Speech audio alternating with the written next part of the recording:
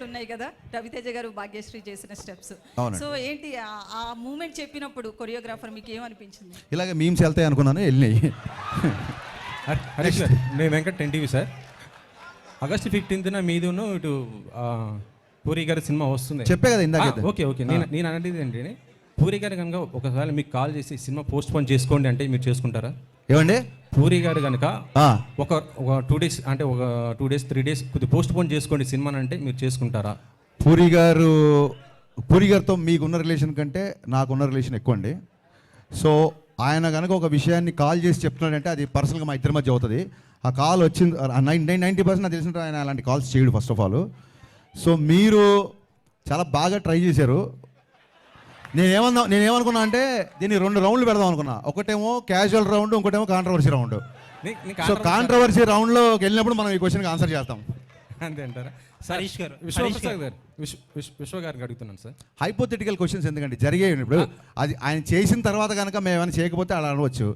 ఆయన్ని కాల్ చేస్తాడా అని అంత పెద్ద డైరెక్టర్ని మీరు పోస్ట్ పోన్ చేసుకుని ఆయన అడుగుతాడా? మీరు ఆయన అవమానించినట్టు కదా ఇలా క్వశ్చన్ వేస్తారు. నేను ఆయన అవమానించలేదు సార్, అంటే ఇంటర్నల్గా జరుగుతుంటాయి కదా సార్ మన సినిమాల గురించి.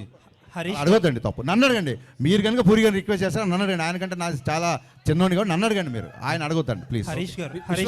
విశ్వప్రసాద్ గారు ఒక్క నిమిషం సార్. విశ్వ గారు సినిమా గురించి, బిజినెస్ గురించి నిన్న ఒక ట్వీట్ చేశారు కదా. సినిమా అదే బిజినెస్ అనేది కొద్దిగా ఇంటర్నల్ ఇష్యూస్ అవి బయట పెట్టకూడదు, మాట్లాడకూడదు అన్నారు. మీ నైజాం రైట్స్ వాటి గురించి పెట్టారు కదా మీరు. అంటే నాకు వచ్చింది సార్. కానీ ఈ మధ్యలో జర్నలిజం ఇన్వెస్టిగేటివ్ జర్నలిజం అయిపోయిందండి. ఒక క్రిమినల్ ఇష్యూకి మీరు ఇన్వెస్టిగేటివ్ జర్నలిజం చేసి బయటపెట్టడం వేరు, ఒక ప్రైవేట్ బిజినెస్లో ఇన్వెస్టిగేటివ్ యాటిట్యూడ్ వేరు. సో అలాంటివి చేయొద్దని పెట్టినానండి. అంటే నేను అనేది ఏంటంటే ప్రతి ఒక్కరు కూడా సినిమా రిలీజ్ అయిన తర్వాత కలెక్షన్స్ ఏమంటే చెప్పేస్తున్నారు, పెడుతున్నారు. మా సినిమా ఇన్ని కోట్లు కలెక్ట్ చేసింది అనేసి. మొన్న కలికి ప్రభాస్ గారే దాదాపు 1100 కోట్లు వసూలు చేసిందని ఆయన గర్వంగా చెప్పారు కదా. అది పబ్లిక్ ఇన్ఫర్మేషన్ అండి. అదే సార్, అంటే మా డీల్ గురించి పెడుతున్నారు. మా డీల్ తెలియదు కదా మీకు.